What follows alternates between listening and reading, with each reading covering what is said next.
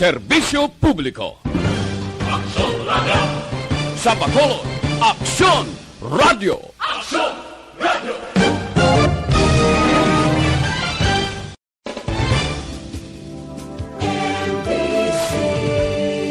Manila Broadcasting Company. Sa balita, komentaryo, isyu, serbisyo publiko. Aksyon Radio! Sa Bacolod, Aksyon Radio. Aksyon Radio!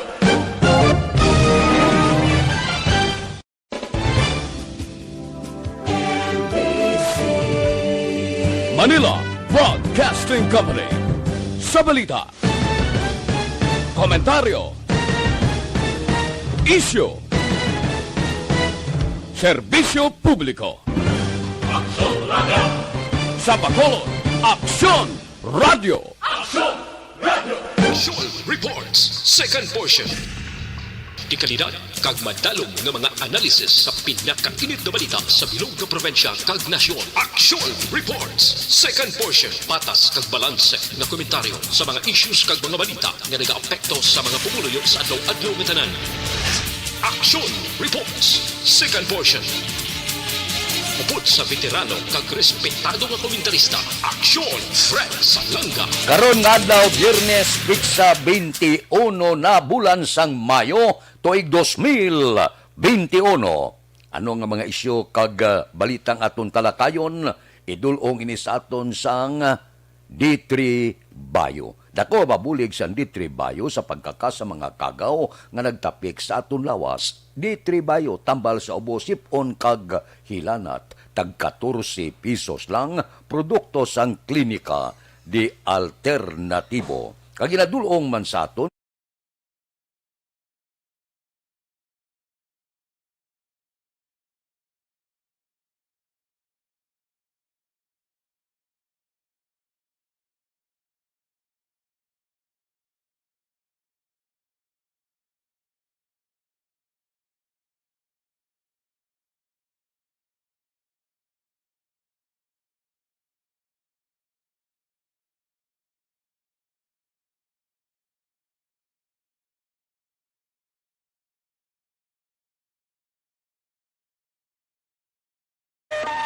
Aksyon Radio Philippine Standard Time, las 6:40. Wala napilian ang tanan nga bakuna sa site sa diin ginapatigayon ang pag-injection, hindi na pagpahibalon ang publiko kung ano nga sahi sang bakuna ang itoslok sa ila. Suno kay DOH Undersecretary kahapon Mirna Kabutaye na desidiran pinungkuan sang grupo sang mga doktor, pila ka mga grupo sang nasyonal nga mga personalidad may angot sa bakuna nga hindi na pag ipahibalo sa publiko. Kung magkanto ka, may schedule ka, bakunahan ka, hindi ka na pagsugiran kung ano nga bakuna ang itoslok sa imo. Nga bangod na dumduman nyo, gin-announce nga Pfizer ang ibakuna. Sus, gumutok. Naguba ang physical distancing. Nagdugok ang tao. Kay gusto nila Pfizer. Bangod sini, siling sang departamento sang ikaayong lawas, ang tanan nga bakuna mayo. Pero bangod sining pag ginutok daw na ginutok ang physical distancing na dula, abi niya, sugod subong ang tanan nga mga ginabakunahan kag vaccination site, hindi kamo magpahibalo kung ano nga bakuna ang itoslok sa mga magpabakuna para nga hindi ginaguso. Kang iba ginakulbaan mo. Siling sa mga Pinoy, kabudlay man nga magpabakuna ka. Kay nahadlok sila nga magbabakuna siling Sinovac nga ni, bangod gin-report kuno nga 50.4% lang ang efficacy, abi. Pero suno naman sa iban nga pungsod sa Brazil, sa Indonesia, ang efikasya sang Sinovac naglambot na sa 83% suno sa Bloomberg report. So wala dapat nakulbaan. Pero bangod siya ni pagdagsa, bangod Pfizer ang ibakuna, dulao na ina. Kag si Presidente Rodrigo Duterte nagsiling nga ang Pfizer itoslok ibakuna sa mga pigado naton nga mga kauturan. Dumayo man, no? Kay bangod ginaagawan ang Pfizer, siling sang Presidente, bakuna sa mga imol, bakuna sa mga pigado. May ma-question? Of course, wala. Kay Presidente ang nagsiling. Aksyon Radio Philippine Standard Time las 6:43. Mabalik kami pagkatapos ini.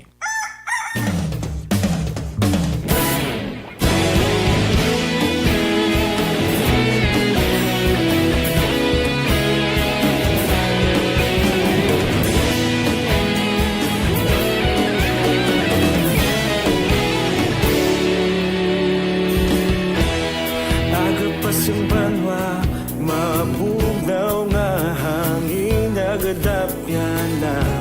Ikaw nang ginapamati, alamon ginasandigan. Tingog sang probinsya, kamatuuran ginapalap na. Minsay nga may dala, paglaong kag kasanat.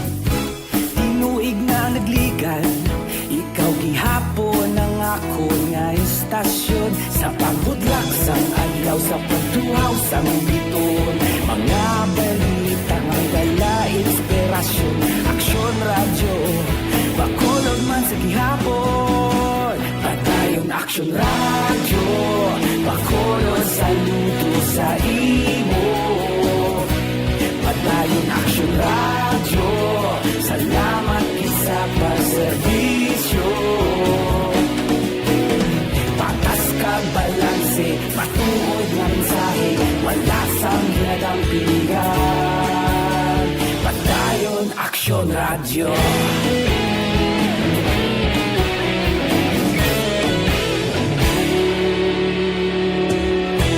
Pagkulong kag negrosanon, inyong pamatian. Istasyon nga nagapalaplag sang kamatuuran.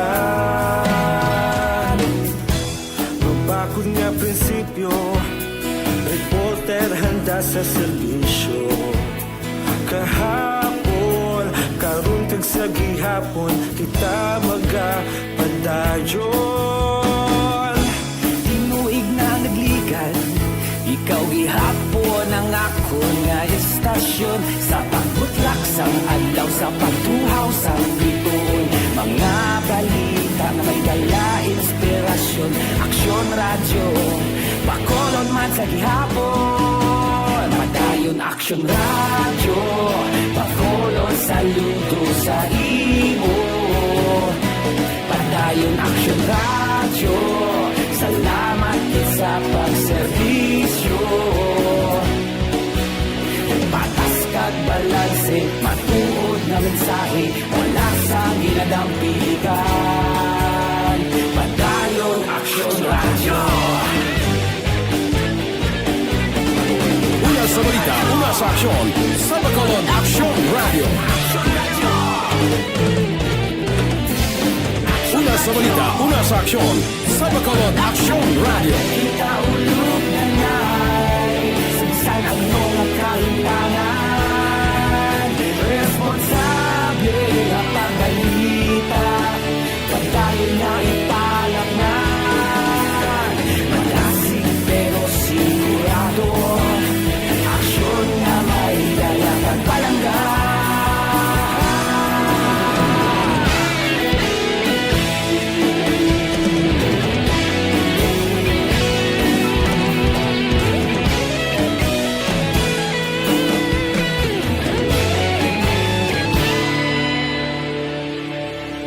Padayon aksyon radyo, bakolod saludo sa imo. Padayon Action Radio, salamat gid sa pagserbisyo. Padayon Action Radio, bakulod saludo sa imo. Padayon Action Radio, salamat gid sa pagserbisyo. Patas kag balanse, matuod ng mensahe, wala sang ginadampigan. Padayon Action Radio.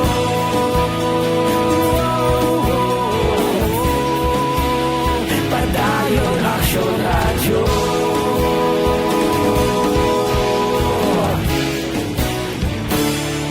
Padayon Action Radio.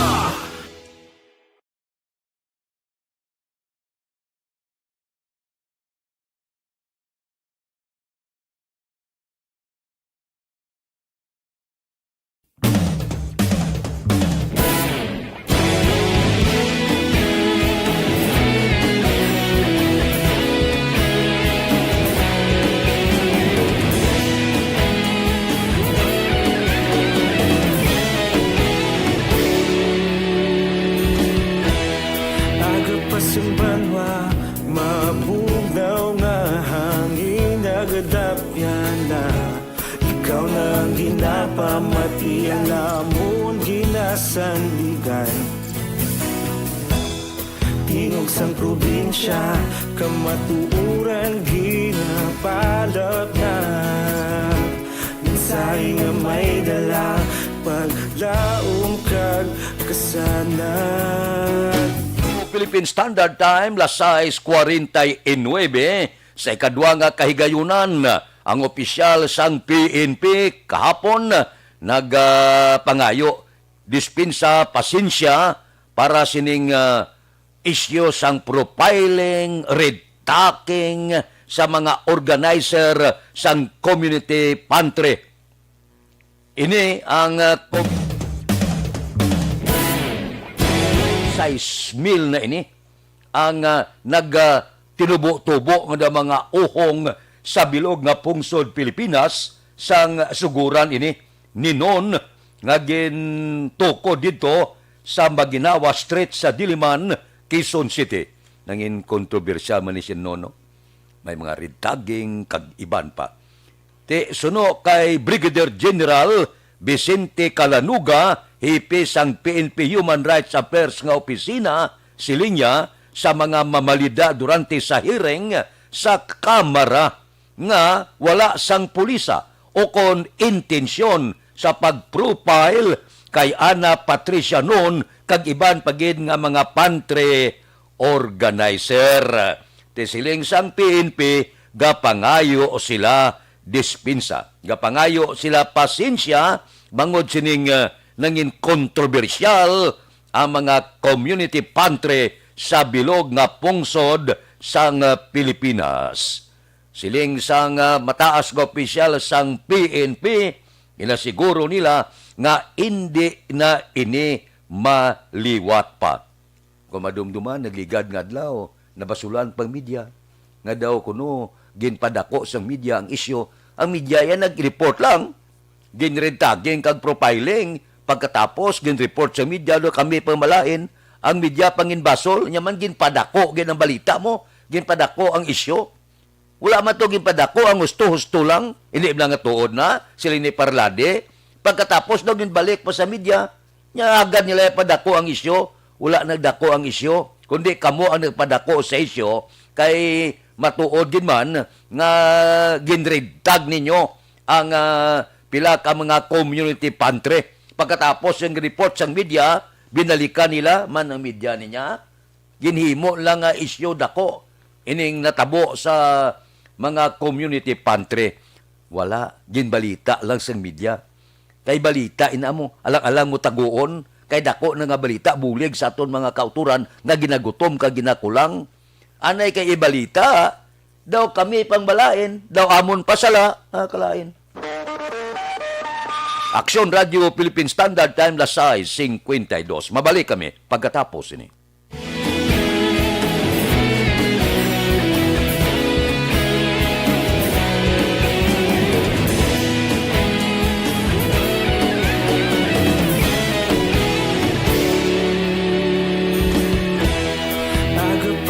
manwa mabugnaw nga hangin nagadapyan na ikaw na ang ginapamatian namon ginasandigan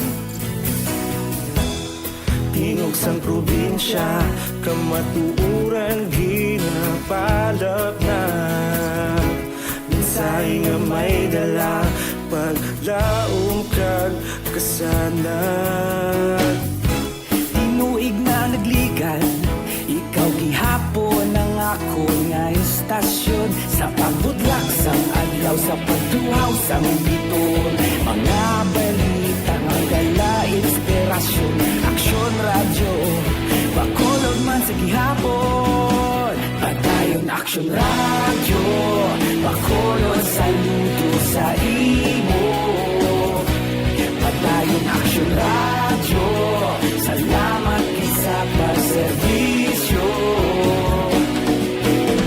Patas kag balanse Patuod nga mensahe Wala sang hinagang pilihan Padayon aksyon radyo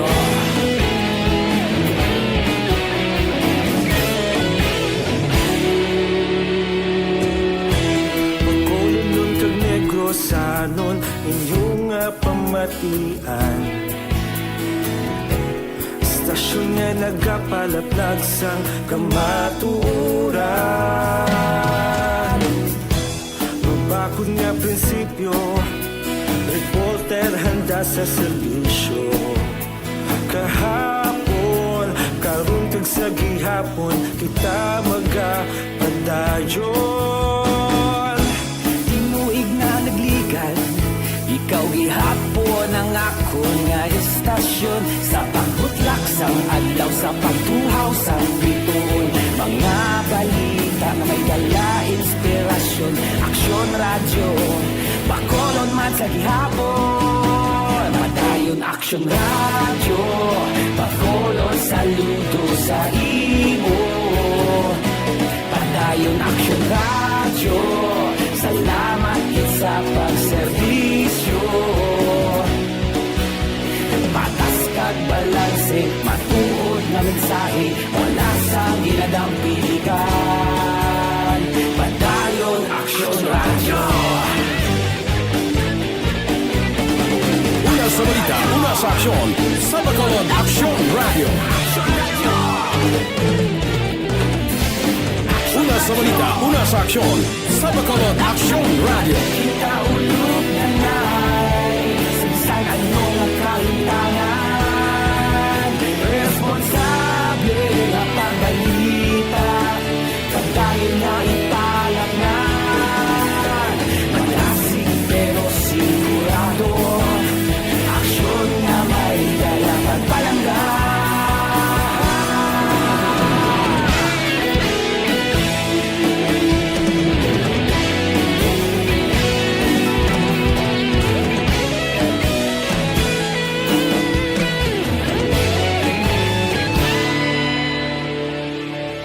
Padayon aksyon radyo Bacolod saludo sa imo Padayon aksyon radyo Salamat gid sa pagserbisyo Padayon aksyon radyo Bacolod saludo sa imo Padayon aksyon radyo Salamat gid sa pagserbisyo Patas kag balanse Matuod nga mensahe Wala sang ginadampigan Padayon aksyon radyo Radio Philippine Standard Time, las 6:56. Ang masunod nga isyo, idulong sa aton sang Federlip Blending Corporation.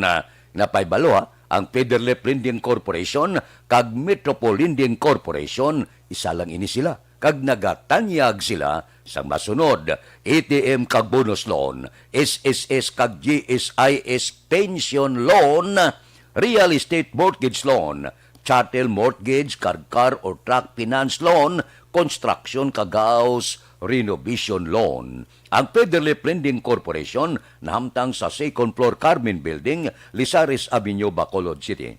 May ara man sila satellite nga opisina sa Mangga.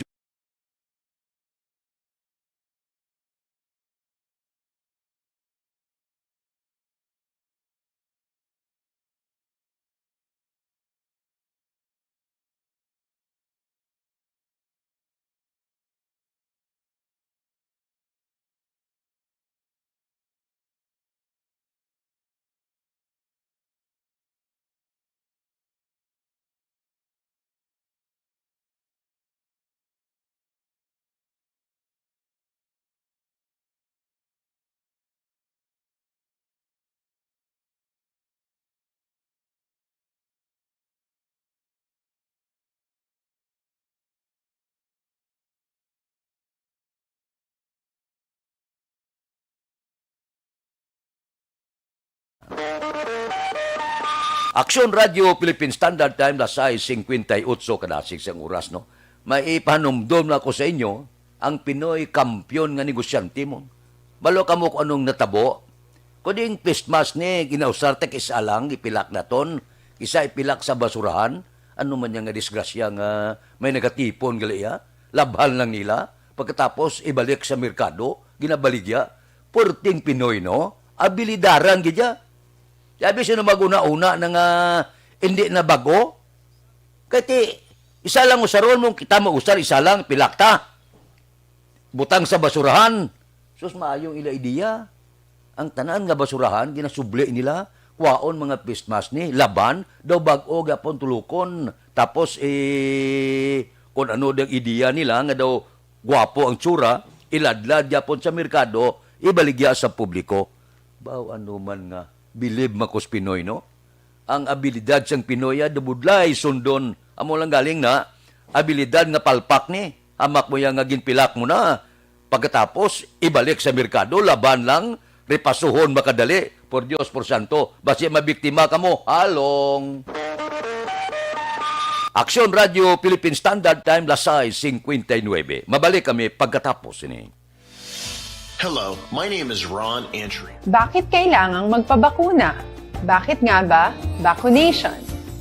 Ang pandemyang ito ay kumuha ng maraming buhay at patuloy pa nitong nilalagay sa peligro ang buhay ng nakakarami. Pinahina din nito ang ating ekonomiya at maraming Pilipino ang nawalan ng trabaho dahil dito.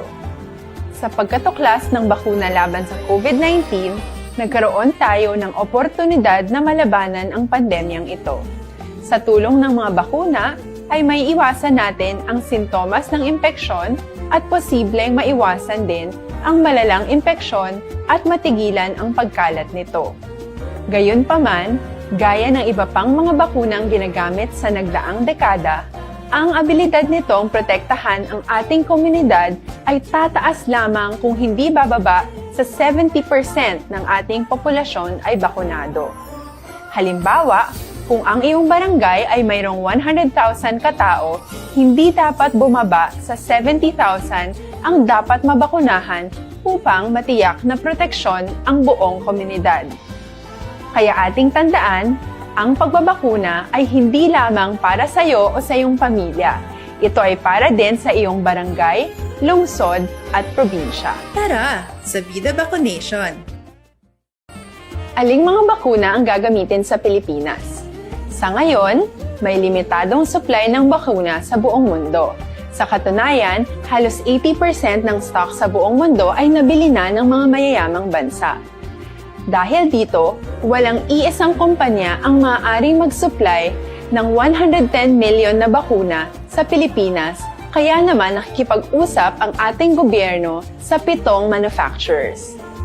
Sinisiguro natin na ang mga bakuna na to ay makakatanggap ng Emergency Use Authorization at kung may EUA sila, doon lamang sila bibilhin at gagamitin ng ating gobyerno para sa ating vaccination program.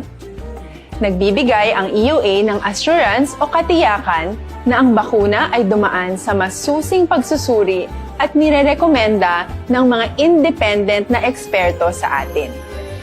Hindi mo rin kailangan mag-alala. Ang bakuna laban sa COVID-19 ay hindi magbibigay sa'yo ng COVID na sakit.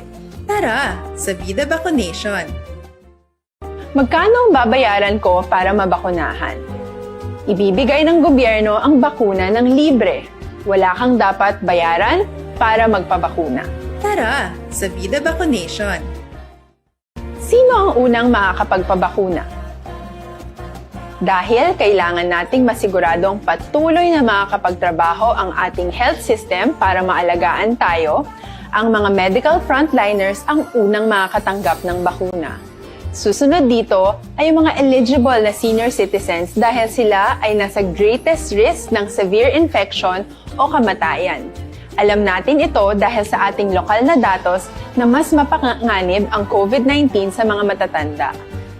Ang pagkakasunod-sunod na kung sino ang unang makakatanggap ng bakuna ay natukoy sa tulong ng mga eksperto. Tara sa Vida Vaccination. Kailan at saan ka dapat magpabakuna? Ang inyong national government ay nakikipag-ugnayan sa mga lokal na pamahalaan upang maihatid ang bakuna sa inyo.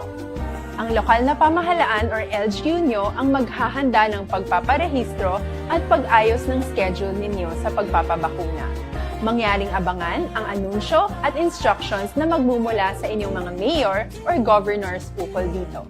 Tara sa Vida Vaccination. Ano ang kailangan mo bago magpabakuna? Habang hinihintay natin ang pagdating ng mga bakuna, kumuha lamang ng impormasyon sa mga mapagkakatiwalaang sources. Magtanong lamang sa mga licensed medical professionals ukol sa wastong pagbabakuna para sa COVID-19. Matuto rin tayong mag-verify ng ating mga nababasa o narito. Aksyon Radio Philippine Standard Time, La City 4, standby na sa aton Aksyon Balita Morning Edition. Upod kita kay Aksyon Boy Duran, kag Aksyon Edin Naboso. Aksyon Fred Salanga, una sa balita, una sa aksyon. Sa Bacolod, Aksyon Radio. Aksyon Radio!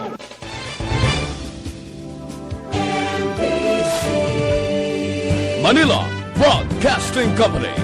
Sa balita. Komentar